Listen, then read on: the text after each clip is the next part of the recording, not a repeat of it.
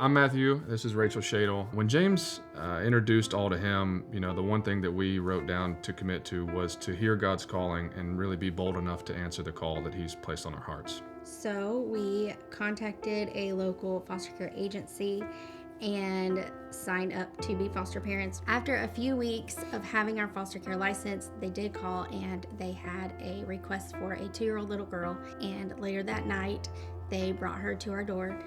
And it was a life-changing moment, I think, for us and our family. We were scared. She was scared. She didn't know us. We didn't know her. What have we said yes to? Lord, are you sure? This is what we're supposed to be doing? And He met us there and gave us a peace that we've never felt before.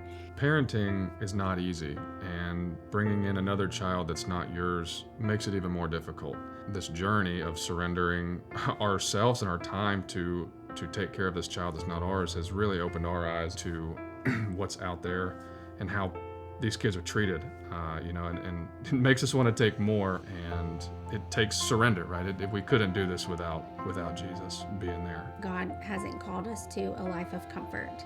Allowing more children into our home and more kids and families that need the love of Jesus and a loving home and a safe environment has obviously allowed us to serve others and make a difference in their lives. But what we didn't expect is how much God was going to use that to change us. Through the discipleship journey, they have formed care communities that come around foster families, and that has been amazing for us.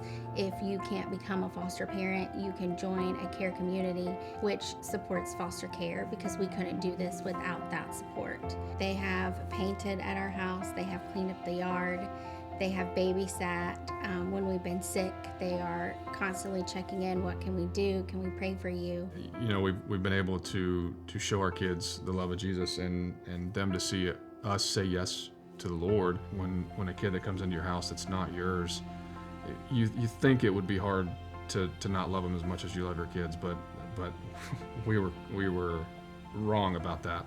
Christ's love flowing through us has made it that much easier to love on these kids and give them a home and protection that they didn't have before. We need more Christian foster families in our town, in our world. Being obedient to God's call hasn't been without pain. When we say goodbye to these kids, it's really hard.